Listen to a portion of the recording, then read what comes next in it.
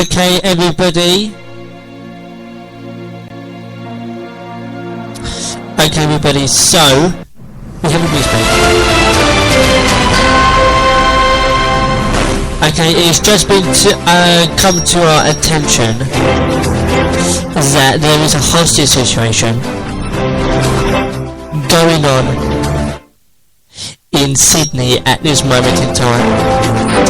We've got Jamie with the news for a special Newsbeat special that is all the way up till our normal show at 5.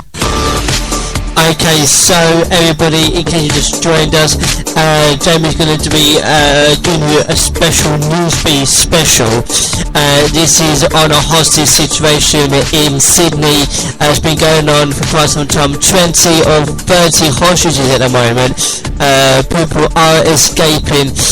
This is a Newsbeat special with Jamie Gay. Newsbeat with Jamie Gay. Gunfire and blast as Sydney hostages escape. At least 5 or more hostages run from the building before police move in to the Linden Cafe, where man claims he has 4 bombs.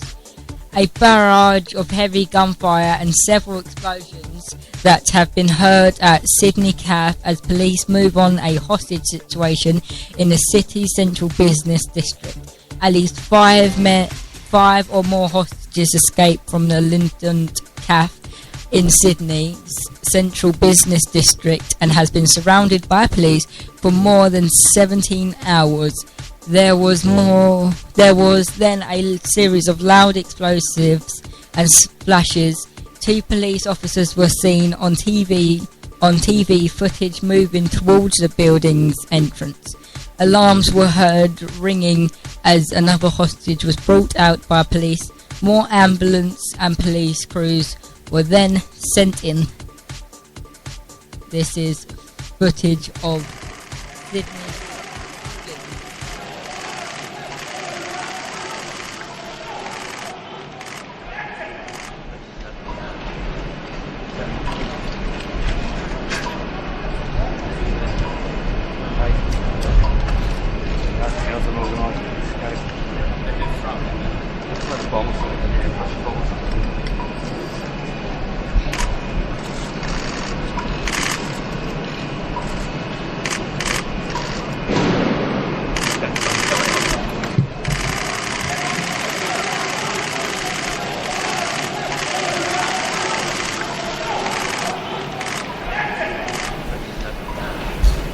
So they're just the hostages fleeing from Sydney.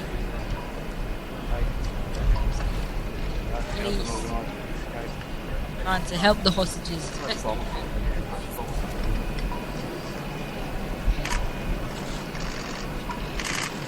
Police have got heavy fire. Newsbeat. This is Newsbeat. It's live reports now. Live reports from the hostage situation in the Linden Cafe. The latest developments in the armed surge taking place in the heart of Sydney's financial district. So you can see here, some people has put some thing on the skies. Foreign Affairs Editor Sam Cady said what was striking in terms of the sound of what we saw.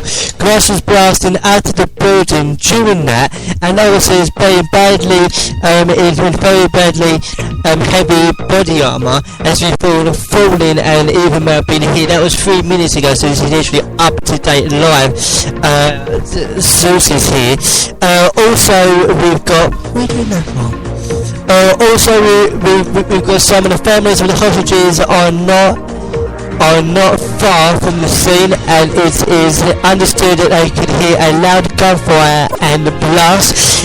Someone else says, Katie says it is hard to tally up the numbers, but at least 9 people who all look of hostages appear to be carried out the building. So Jamie, what's it look like? That doesn't look like that. That's the people have been or or some people has actually died through this hostage situation. I mean, what's your intake on these things? Well, he says he has bombs, but the police are not sure as well as he does or not, so he might not actually have it, and the gunshots could be the police's. I don't know what's going on. Man armed in the air, running away from the scene. Police obviously have to be careful. They don't know who all these people are and want to make sure that they're not armed as well, that they're going to be safe. This man running out, armed in the air, laying on the ground for police to check him out, spread-eagled there.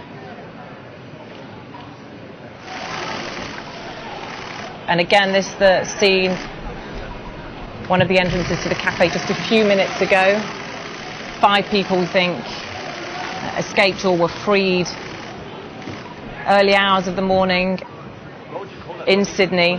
16 hours into this hostage situation. We think 30 people or so. Police haven't actually given us a number. They may even not know how many people exactly inside this cafe, but middle of the night there now. What a relief for those people being freed or escaping. Sam Kiley, our Foreign Affairs editor, is with me. This very dramatic moment. This is Newsbeat. So that was footage of people coming out. Now we're going to show you footage that shows blasts and flashes as police storm out of the building that could only describe as trying to get into the passengers. We don't particularly know what it is, but we'll definitely know in a minute, obviously. It's Newsbeat.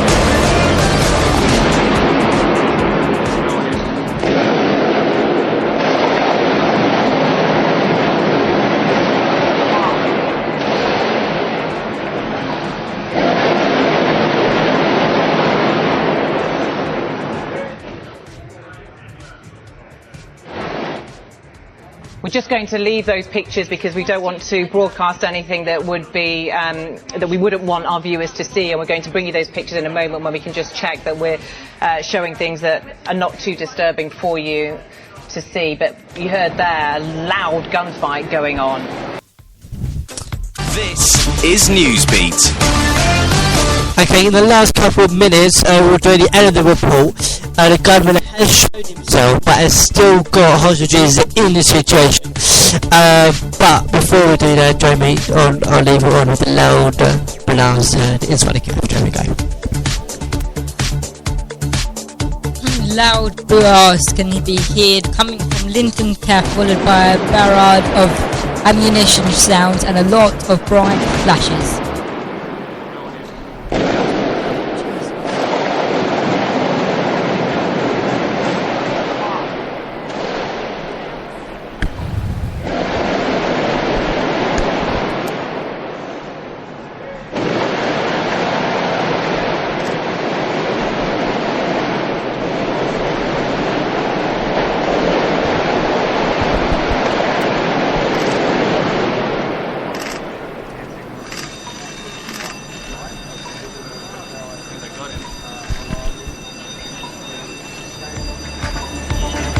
And the families are close by, so they can hear it.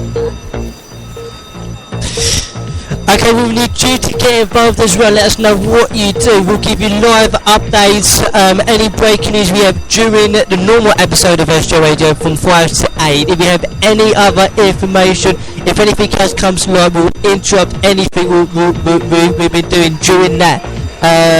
During a link or a song to give you the most up-to-date regulation of these things, as it were. Who've done this one? Okay, now at least 5 people have fled a building to try and escape this. Jane, what's happening? Yes, 5 hostages have managed to flee from the Sydney building where a gunman has taken hostages.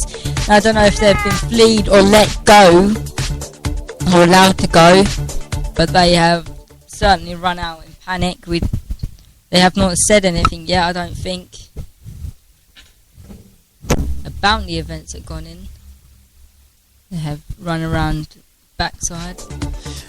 So looking at these pictures, there's 40 hostages here. How do you think that people could escape? Is a hostage not taking that good care on the hostages, or what is actually happening here? Because it seems to me that we've got people continually running out. So people can run out. Why is the police? Yeah, but if people are running out, how comes the police ain't running in? Maybe if that makes sense to you. Would you be able to remember 40 people? See, that's the thing. That's the thing. So the hostage is obviously not taking very good care of people disappearing. So he's not going to ask him if he wants anything to eat or drink, does he? Exactly. So he's not. That much care of him if he's taking hostage, Sean. No, but he's not keeping an eye on anyone for 5 people or 10 people to escape. So why can't? Yeah, but why are they letting them go? And if people have escaped, why is it people or undercover police officers just sort of sneaking in? Sneak in it, finding out what the situation is with a wire and feeding back to the police officers, because for all they know, the police officers, the 5 people running could be with them, could be with the hostage. Exactly, that's why the police are talking to him, search and all that. Exactly. This is Newsbeat. Hostage taker has come into contact with authorities before. Mark Burrows from Channel 9 Australia says the man who has taken hostages in Sydney, Kath, was already known to the police. Oh, that's This gunman is quite well known to police. In fact, he's quite well known to the media here in Sydney. But as you say, they've asked us to keep a lid on that at the moment as they continue on with these negotiations. So, reading between the lines, what is that saying to me? Has the IS threat diminished or not? I don't think it has at all. We received 2 phone calls this afternoon from the hostages. They called into our newsroom directly, and I spoke to 2 women who were being held hostage. What they were doing, they were relaying the gunman's demands, so I could hear him talking, and then the ladies were then relaying those demands to me. We made a decision here not to replay these demands because police at the time were dealing directly, and that was the advice from police. The demands are all over social media. I can say one of them was that the government does want to speak to someone high in authority, namely the Prime Minister. There were a number of other demands. One woman was remarkably calm and cool. She said she'd had food and water and she was relatively okay. She asked me to pass on a message to her husband, and I called him and I said, I can't believe your partner is so relaxed and calm and all this. And he said, well, she's like that. She's cool in a crisis. The other lady that called a bit later was far more agitated. She was agitated because she didn't think anything was happening. In fact, a lot has been happening, and police are dealing with this the way they do. The New South Wales Police, it's one of their trademarks. They allow these negotiations to go on and on and on. They are not worried about speeding things up. They're not worried about going in and ramming the place, conducting some kind of raid. And as that Deputy Police Commissioner did say, they will take as long as they need to. So this could stretch easily into tomorrow. Well, Mark, you've spoken, as you say there, to 2 people involved there. Just how credible a threat is this? Let me put it another way. There is some doubt about the terrorist credentials of this guy. What would you say in answer to that? I hear what you're saying, but he's an older man. He seems to be in his late 40s, early 50s. When I say older, not your normal ISIS recruit. So he's, as we would say here in Australia, he's got a few kilometres on the clock. So, however, he was seen to pull out a pump-action shotgun from a bag, and he has been brandishing that shotgun. He's been making other threats that explosives are around. So I think police have obviously got to take that very, very seriously. Certainly the look on the faces of people who have left the cafe seem to show that he is credible and that he is willing to cause harm. They looked very, very distressed when they got out of that cafe. Certainly police believe he's a credible threat. Whether you go that next step, but he's a credible, he's a member of ISIL as such, and he's of that level. That's debatable. I don't know, but he certainly seems to be sympathetic to that jihadist cause. This is Newsbeat. Okay, coming up in the next, we'll give you live footage. We'll do live stream coming up in about 20 minutes time. But before we do this live special, we've got a speech from somebody who was held hostage, and plus we've got a hostage coming out. This is Newsbeat. Jamie, what's up next? A former hostage describes terror of captivity. A Briton who was held captive in South America jungles for 3 months gives his reaction to the events in Sydney. Terrified, scared. There will be some people that hopefully will be feeling strong, would be adapting to the situation. I've seen from some of the footage, obviously people in tears, and it is just, you're just in shock. I mean, certainly I can speak for myself, is that you don't really understand what's going on. You only reference points to things like hostage taking and kidnapping are from either the news or from films, and you don't know how you're going to deal with that situation. You don't know what's going to happen next. And it almost felt, certainly for me and a few of the people that I was held with, it was like an out-of-body experience. It didn't feel like it was you that was going through this. It took quite a while for it to sink in what was happening. I suppose every situation is different, but I would imagine that you are in a situation with other people. You want to interact with other people. You want the support from other people. So my fellow hostages, they were all complete strangers to me. I'd met them, a couple of them 2 days before. Some of them I met at the point of our kidnap, but we are now bonded and we will be friends forever because we went through this situation together and we kept each other, going through the hard times. But also, I mean, that doesn't mean that you get on all the time. But I imagine you've got to kind of take comfort in these people around you. You've got to talk to them. And this is Newsbeat. So, what is your initial reaction to this? It's 07718242114. We're doing this story until 5 o'clock and then throughout 5 o'clock.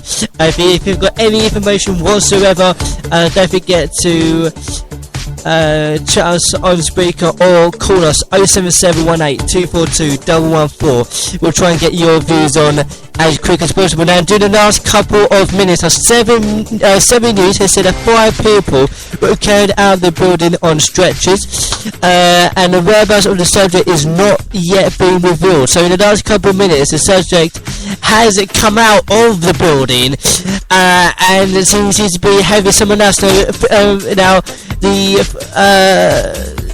photo emerged of a man inside the coffee shop where the hostages are seen. Is it the gunman, or what does the gunman look like? Newsbeat. Your views on this is crucial. 07718242114. Writing across the front of it, white T-shirt with a black body warmer or some form of gilet that is wearing. So, Joanna, that does seem to confirm just one person so far seen. Not an exact confirmation as to how many gunmen possibly in there, but first image of who could be inside there. But that looks to be in front of the 7 News shot. Now, we do know that 7 News is right opposite the building, so we're not sure if this has been filmed through the windows. And it's quite interesting that this image has appeared, because obviously if there is a gunman inside, they will be controlling the situation quite carefully. And what has happened so far is the person inside, or people inside, have been using the hostages to obviously bring this to the world's attention.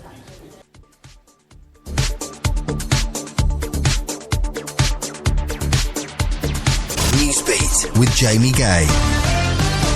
Okay, so it's a Kev just outside of 7 News Studios. Is this giving you some other pointers of what this man could be like, or is it not? 07718 242 Share us on Spreaker.com or email at sjradio@outlook.com. Okay, so this is they have put an ISIS sign out on the window to try and evolve stories. Now the MP does not. We don't yet know what the situation is like. Now this is a Linton Caff employee talking to Sky News a little bit earlier on today about the situation she was in, and the Prime Minister saying that we don't know what the situation is like from the government and what is happening. Now, at some point, we have to control the terror and anger, otherwise it gets worse and worse, he says. Now, also, he says that there's in the Sydney Union, several customers and staff and members of staff has been emerged to escape. Now, Mr. Hodges said some of the other foreign terrorists he was with escaped 6 or 7 hours into the kidnapping.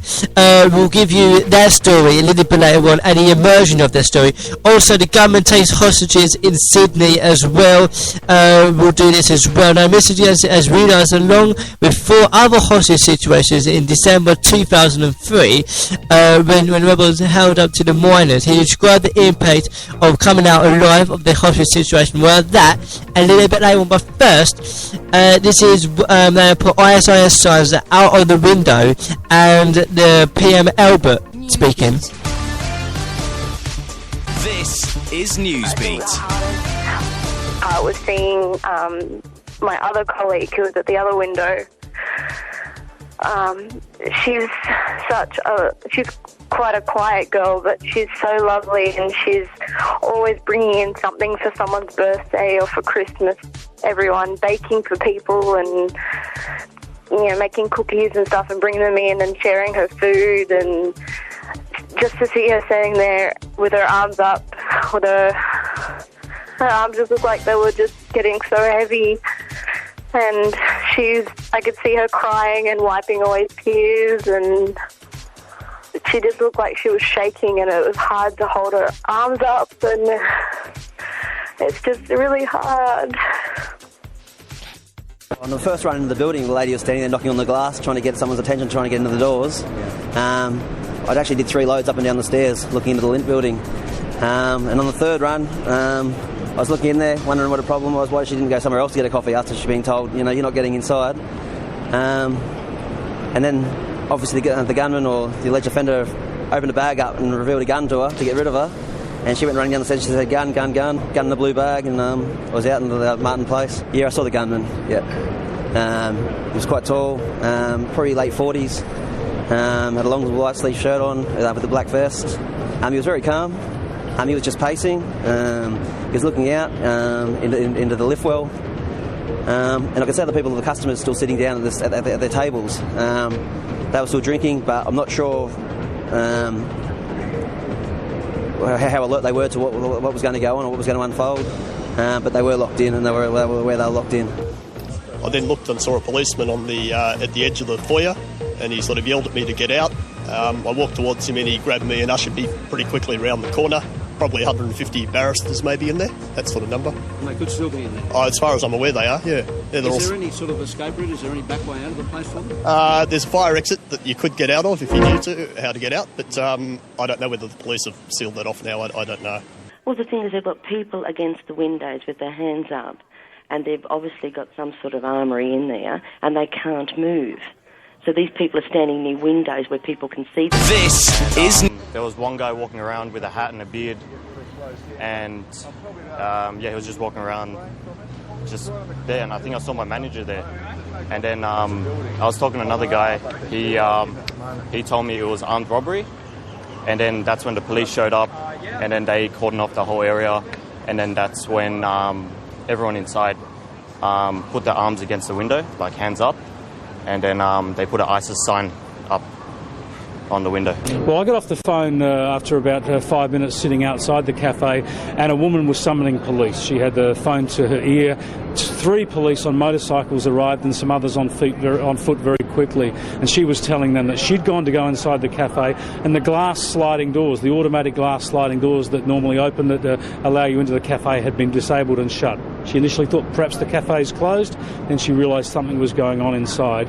She told police that she saw a man with a blue bag and what she thought was a shotgun. This is Newsbeat. At some point, you have to control your terror and anger, otherwise it will get worse, he said. In Sydney,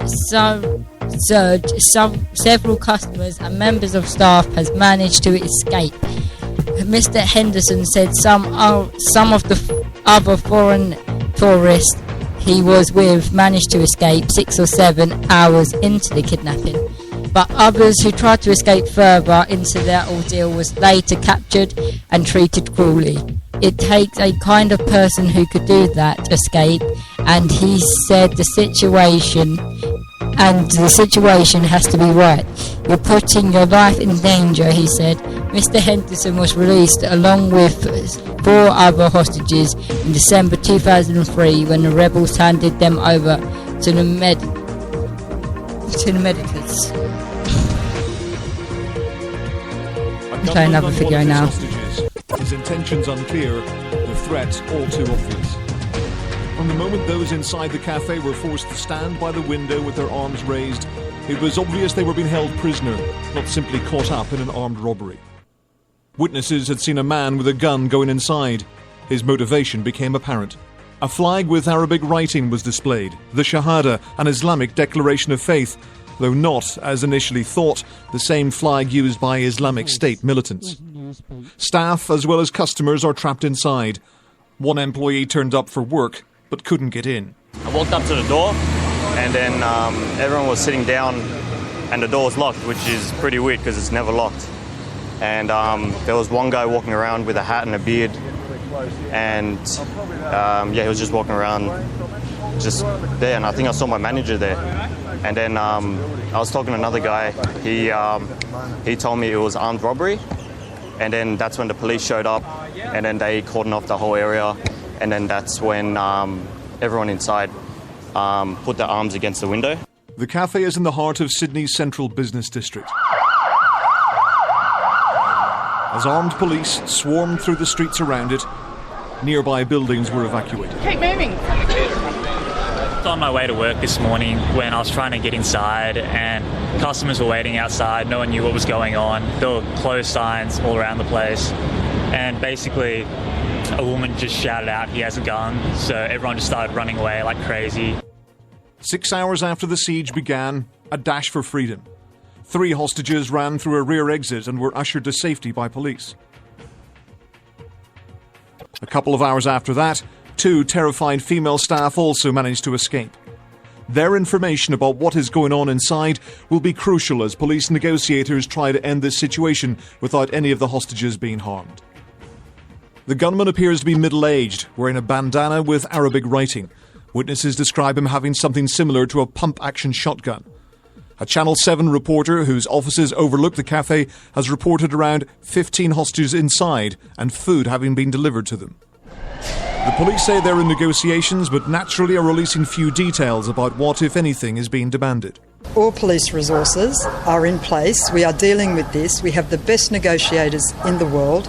Our approach is to resolve this peacefully. It might take a bit of time, but that is our approach. Our priority is the safety of the people inside that location. If this is an act of Islamic terrorism, it's the first on Australian soil, though an attack had been expected. The country's threat level was raised in September, and there have been several arrests, including an alleged plot to behead someone in Martin Place, the location of today's incident. Our thoughts and prayers must above all go out to the individuals who are caught up in this. I can think of almost nothing more distressing, more terrifying than to be caught up in such a situation, and our hearts go out to those people. The alert sparked reports of other possible incidents, including one at Sydney Opera House, but that's now been discounted. With a large part of the city centre now sealed off, there's major disruption to traffic. We are being tested today in Sydney. The police are being tested, the public is being tested, but whatever the test, we will face it head on. Chillingly, one of those inside was seen running her finger across her throat. It's reported that some of them have been ordered to speak to reporters, but the local media have refused to broadcast any comments from hostages. The Australian Prime Minister said he'd received messages of support from several international leaders. It was, he said, a difficult day. It could be a long night. Ian Woods, Sky News. This is Newsbeat. But if you was in this hostage situation, Jamie, and you had your phone on you, Yeah. the one person would you take? Would you take your mum? Would you take your dad? Would you take your nan? Your granddad? Or would you take your pet dog? Any idea? Well, I would. Mum receives text from a son in the Linton Cafe Underside. A Sydney mother has told of her chilling text messages she has received from her son, who is being held hostage inside the Linton Cafe. Mum, I'm in the Linton Cafe in Sydney. Read the text message, told Mel on JB Radio. My heart stopped and I sent back a text message saying, what's going on, are you okay? Well, it's a really stupid question, isn't it, really? What's going on? The one more hostage. And are you okay? Well, no, not really. The last contact she had with her son was reply saying, I'm okay, Mum. How's the day? I can't talk. And Linton replied saying,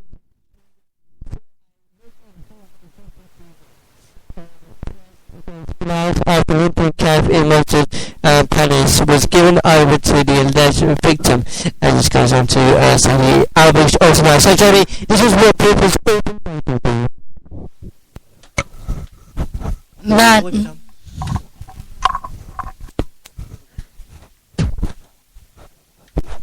Man emerges from man. This is Newsbeat. Photo emerges of man inside cafe shop where hostages were held. Black bandana, white Arabic writing across the front of it, white T-shirt with a black body warmer or some form of gilet that is wearing. So, Joanna, that does seem to confirm just one person so far seen. Not an exact confirmation as to how many gunmen possibly in there. But first image of who could be inside there. But that looks to be in front of the 7 News shot. Now, we do know that 7 News is right opposite the building, so we're not sure if this has been filmed through the windows. And it's quite interesting that this image has appeared, because obviously if there is a gunman inside, they will be controlling the situation quite carefully. And what has happened so far is the person inside or people inside have been using the hostages to obviously bring this to the world's attention. This is Newsbeat. Okay, so any other ideas, Jamie, of what could have happened here? Well, I don't really know, to be sure, Sean. I don't know.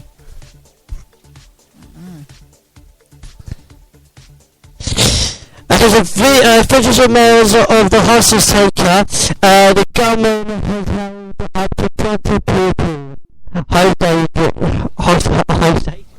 hostage in a Sydney camp has been named as tell me, what's his name? For God's sake. Sarikaman Horomanisa. I'm not even going to give him the decency of saying his name right.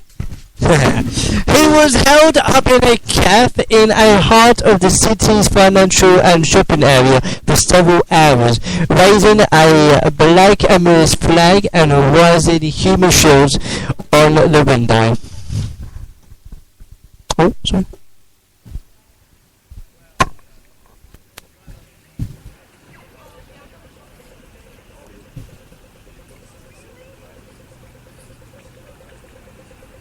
So here, Jamie, if you just pause that. Oh, maybe not. He said a line on now. Couldn't quite figure out what he said. If you can go back to the beginning of that a little bit more. He was holding the master mirror. Now, this is what seems to be the gunman. It hasn't emerged yet, but he's held up a letter saying, "I have been tortured in prison for my political letters." This is another man now with the Australian flag. I can't quite make out what he's got on there. Jamie, do you know? What's an idea? There's someone else now. I don't think this is a gunman, but it seems to be something to do with the gunman. Same person. Yeah, no, but is that the gunman who was held hostage? It's the same person. It can't be because police will be all over him. No, this is an earlier footage. Oh, this is before we done it? Yeah. Well, okay, he's got chains now. He seems to be training himself up, is he? Well, hopefully he gets his neck.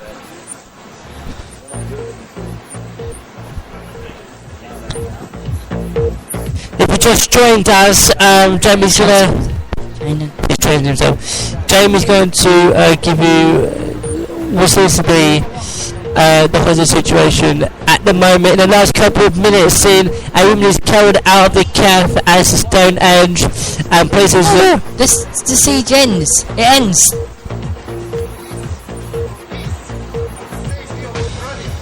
Does it ended now? There was no link. Okay, we're going to interrupt this and we're going to go to Sky News now.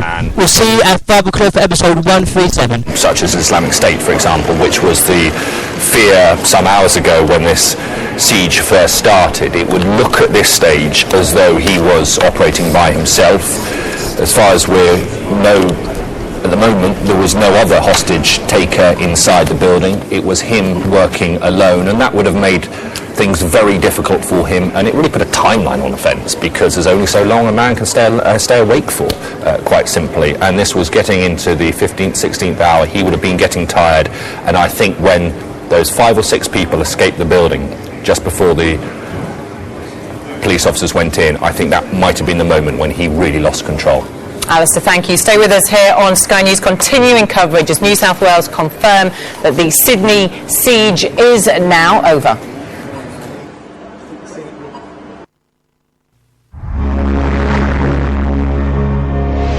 Crowds of screaming fans gathered in Mumbai to celebrate a landmark film. The brave-hearted will take... Okay, so if you've just joined us, a hostage situation has now ended. This is Newsbeat.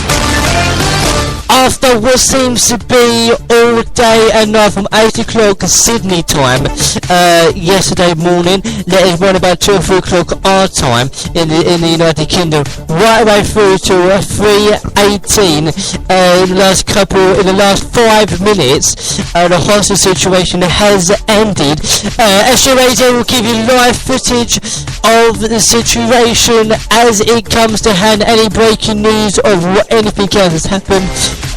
Jamie, as the Newsbeat reader, will give you up-to-date news on this. But before we go back to the live updates, whilst we're waiting for it to come back on, the former hostage described as a terror of capacity. Finished nearly 20 years over here. I can only imagine, as he said, terrified, it's the longest running film. There will be some people We've actually done it worldwide. worldwide. Would be adapting to the situation. I've seen from some of the footage, obviously people in tears, and it is just, you're just in shock. I mean, certainly I can speak for myself, is that you don't really understand what's going on. You only reference points to things like hostage taking, kidnapping from either the news or from films, and you don't know how you're going to deal with that situation. You don't know what's going to happen next. And it almost felt, certainly for me and a few of the people that I was held with, it was like an out-of-body experience. It didn't feel like it was you that was going through this. It took quite a while for it to sink in what was happening. I suppose every situation is different, but I would imagine that you are in a situation with other people. You want to interact with other people. You want the support from other people. So my fellow hostages, they were all complete strangers to me. I'd met them, a couple of them 2 days before. Some of them I met at the point of our kidnap, but we are now bonded and we will be friends forever because we went through this situation together and we kept each other, going through the hard times. But also, I mean, that doesn't mean that you get on all the time. But I imagine you've got to kind of take comfort in these people around you. You've got to talk to them. And this is Newsbeat. Miles to the west of Beijing, this is a place which feels not remotely Chinese.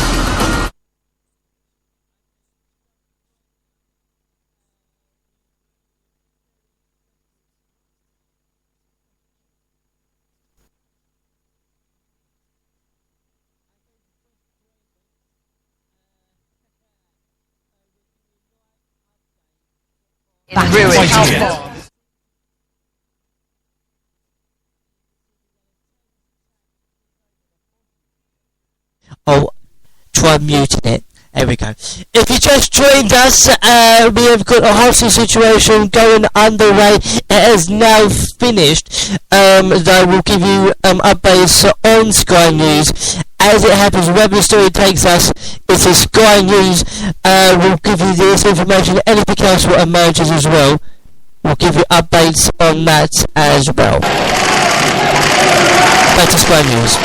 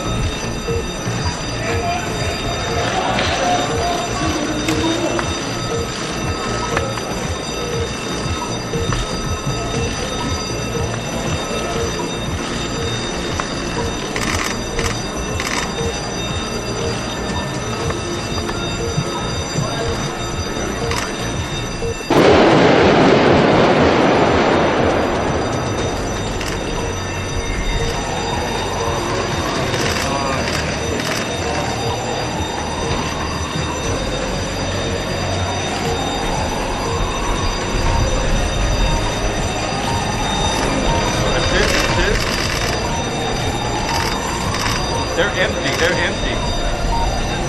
The robot's going in? Robot. Soft robot.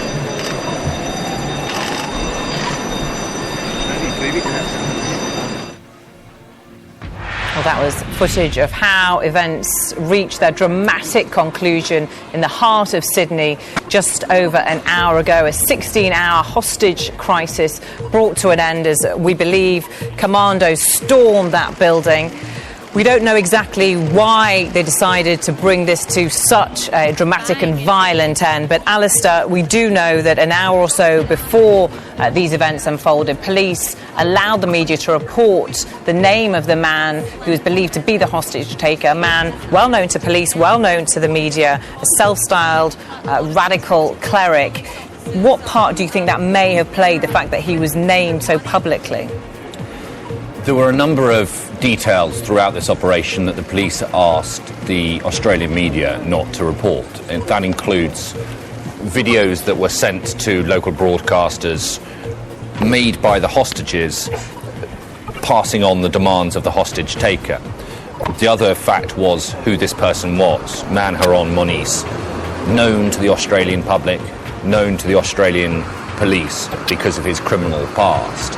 Self-declared sheikh, radical Muslim, operating, to the best of our knowledge, by himself.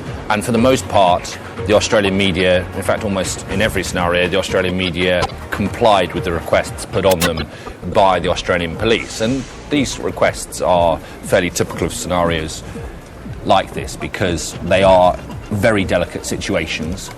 Why they chose to make that request of the Australian media, I'm not entirely clear, but you would assume it is to keep control of the situation.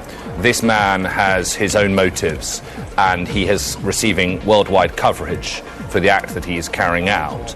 The negotiators need to keep their control on events, and part of that is keeping this gentleman anonymous for as long as they can do. Sometimes situations reach critical mass where there is no point in keeping his identity secret because not only is nothing to be gained from it, but also you have to allow for free reporting where possible of events. And so about an hour or so before its conclusion, this man was identified, and as soon as he was identified, a stream of information about him came onto the internet and was reported, including a lot of his criminal past. It's worth reflecting on his demands. As soon as he entered that building, took those hostages under his control, he demanded that they contact various news organisations. He asked, amongst other things, for an Islamic State flag. Now, it's hard to, at this stage, assess exactly what his motives are. We can only go on what we know at this point. And when he asked for an Islamic State flag, and that was public, then came the fears that this was something being coordinated perhaps externally.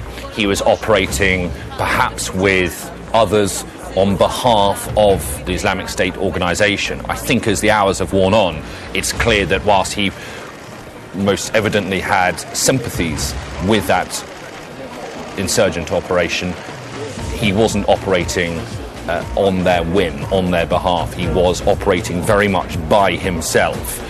Who knows why? There are various theories as, well, there's one, for example, him holding up a note saying, "I've been tortured in prison for my political beliefs."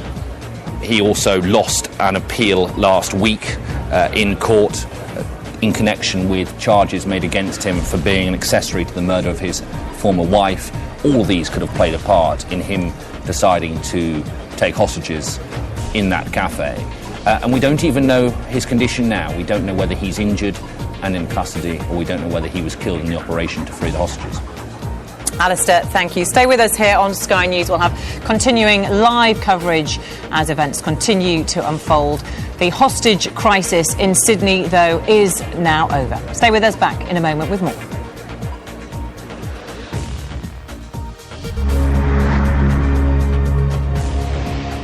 On Sunday morning, in the early hours, Turkey's best-selling newspaper was raided by police officers. That's despite thousands of supporters of the paper being gathered outside the paper all night as word spread that a police raid was imminent. They detained the editor-in-chief along with several other senior officials.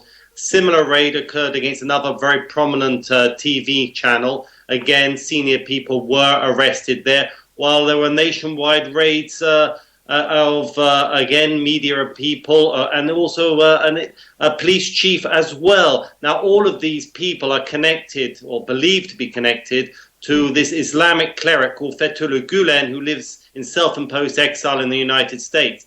Now, the Turkish state and the president claim that these people and followers of this Islamic cleric are plotting to overthrow the government through running what the president describes as a parallel state. Now, they say that these actions by the police, and it's just the beginning of a process, is aimed at stopping this conspiracy.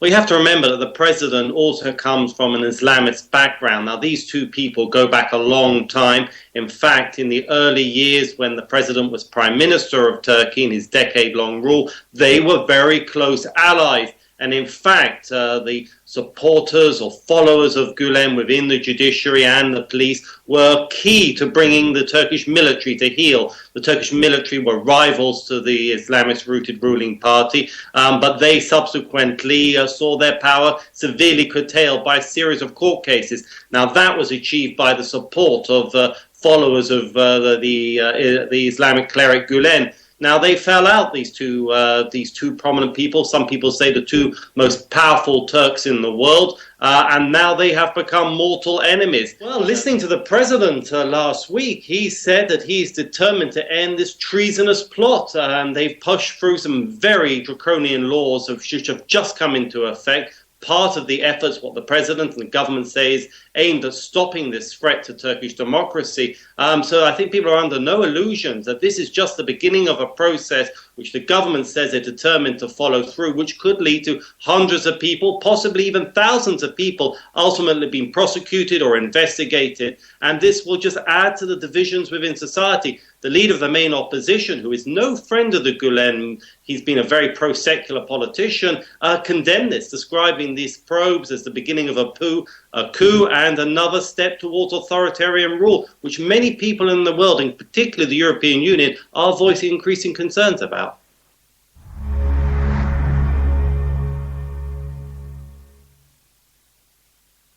Ready to ruin this country. The Israeli response to the ceasefire. Israel consistently maintains its fight is not with the people of Gaza, but Hamas and Islamic Jihad. There is no diplomatic solution to this conflict, and the war will rage on.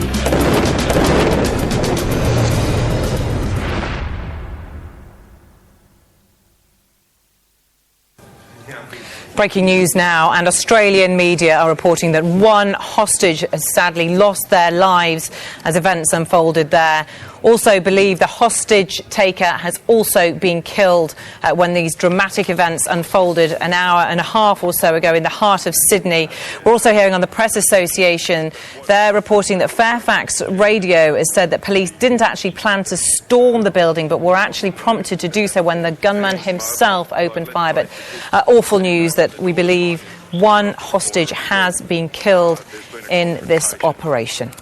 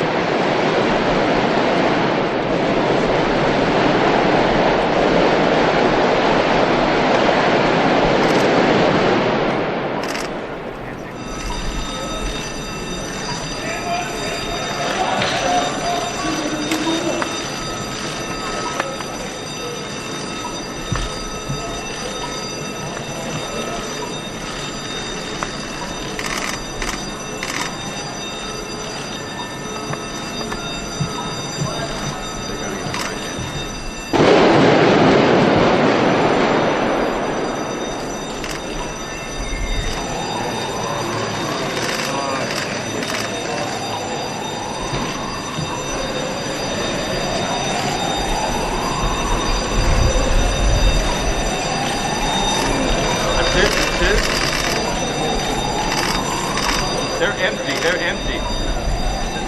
The robot's going in. Robot. Off robot.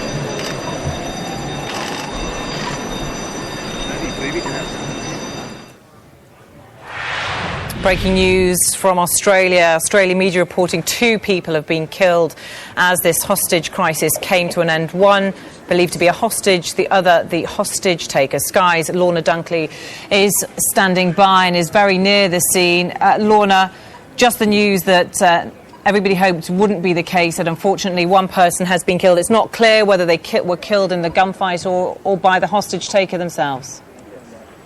No, we'll have to wait to see what those details are, but if it is the case, as some reports suggest, that the police went in because they heard gunfire from within the cafe, then that would possibly indicate that there was someone injured before the police went in. But we knew that some of those injuries certainly were serious from reports and from what I have seen, them treating people that were being carried away from here on stretchers and then in ambulance. Some of those injuries were incredibly serious, and yes, the confirmation that one person has died, and the Iranian self-proclaimed sheikh has also died in this attack. There have been reports that perhaps one of the commandos from the tactical assault group that went in to the cafe had been injured as well, but that hasn't been confirmed either, and it is thought that up to 7 people were injured. In the confusion afterwards, there was explosions, there was gunfire as the commandos stormed that building shortly after 2 o'clock in the morning here, after being in that cafe for over 16 hours. The lights had been out, and then about half an hour ago, once the police felt sure that everybody was out, and they sent in a robot to survey the scene, and then commandos and officers went into the cafe, and the lights came back on, illuminating the inside that had been dark for so long.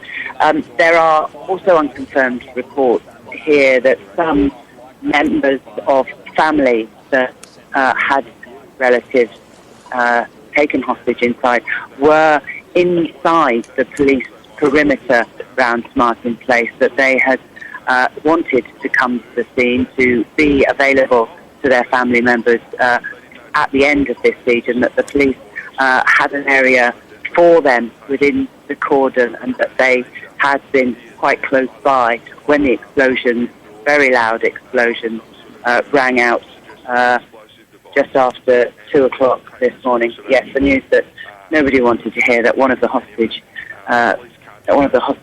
from the Link Cafe has been killed. Lorna, thank you. Well, joining us now live from Northampton is hostage negotiator James Alvarez. Mr. Alvarez, very good afternoon to you.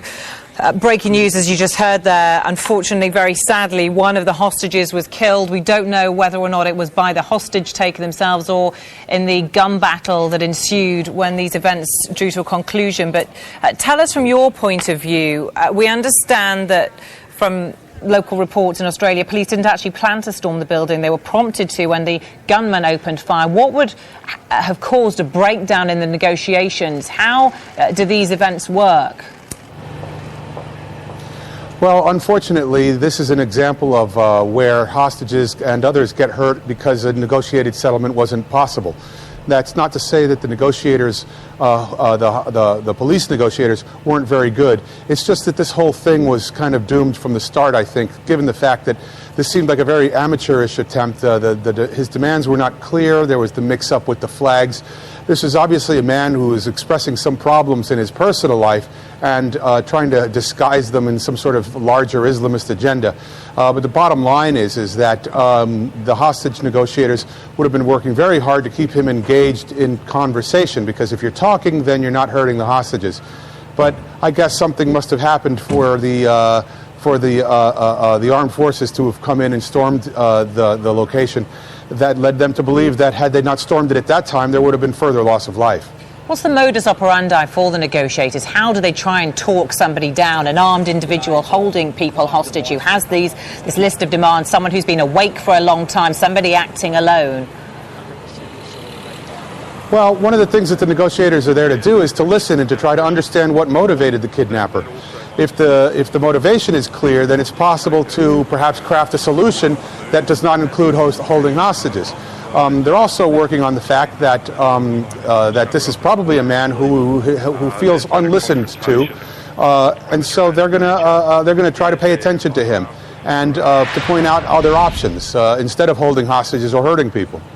It's interesting you said that you feel it was perhaps doomed from the start, because many people we've been talking to throughout the day said that this man seemed actually quite amateurish. Yes, he had a gun, a weapon of some sort, and he claimed to have 4 bombs.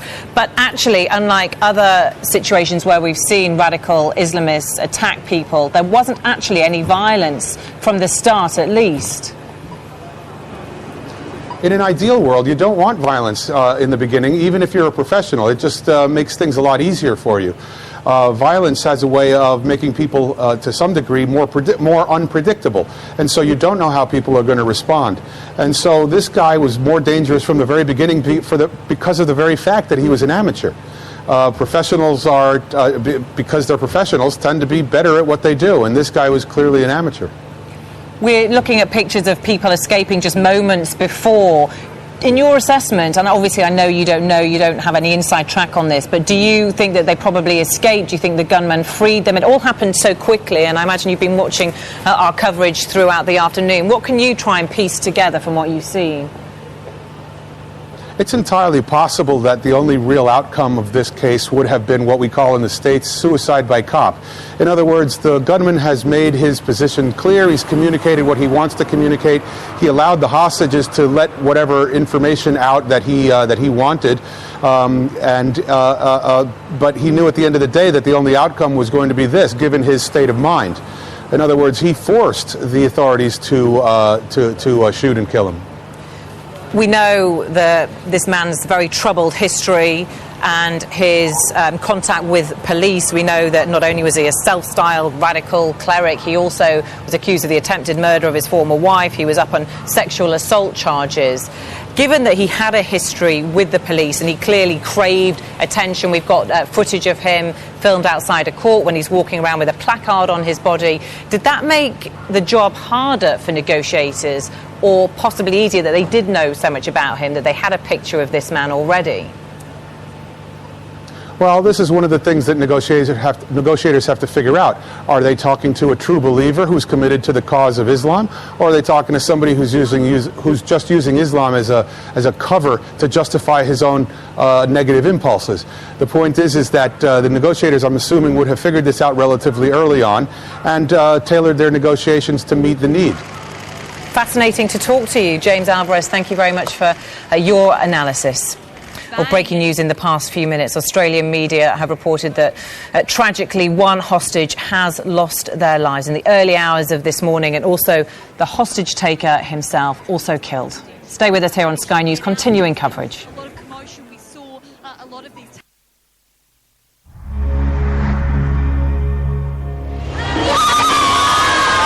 Crowds of screaming fans gathered in Mumbai to celebrate a landmark film. The Brave-Hearted Will Take Away the Bride is a romantic comedy featuring superstar Shah Rukh Khan. It tells the story of a young couple who fall in love while on a European holiday. The film was released in 1995 and has been continuously screened at the iconic Maratha Mandir cinema ever since.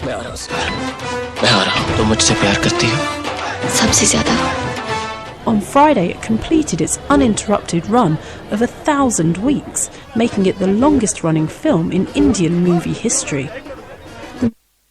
Newsbeat. Thankful and so happy.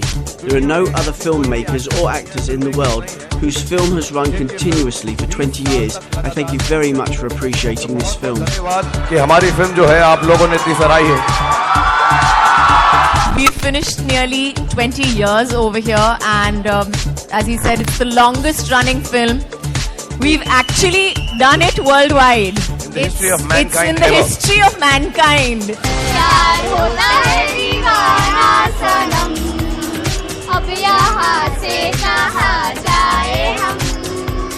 One family came to catch a glimpse of their favourite actor. Every day we watch this film. So far, I must have watched it 100 times. Make that 101. Shelley Goodrich, Sky News. One of the rarest gems in the world is on display at Los Angeles Natural History Museum. Hundreds of guitars can be seen at an exhibition showcasing the instrument's history. Former Bond girl Gemma Arterton stars in this stage musical version of the hit film. This exhibition examines the colourful history of Hello Kitty and her influence on popular culture. Giuseppe Pinone's sculptures examine the relationship between man and nature. And French New Wave filmmaker François Truffaut is the subject of a major retrospective.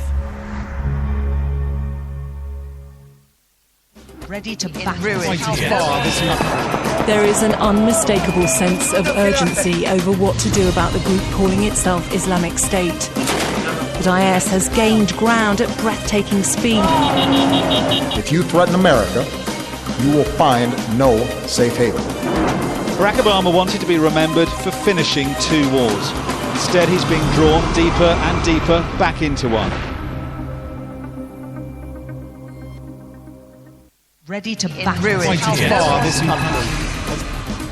2,000 miles to the west of Beijing, this is a place which feels not remotely Chinese. The escalation of violence in China has shaken public confidence.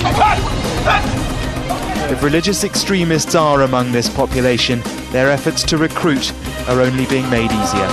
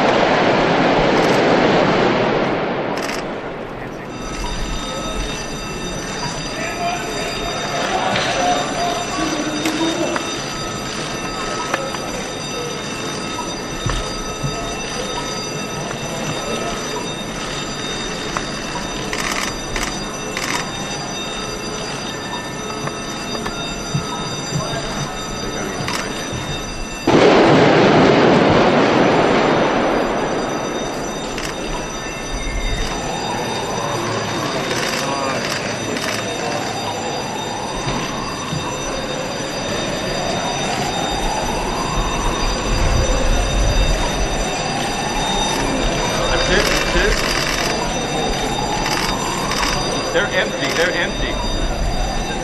The robot's going in. Robot. Bomb robot.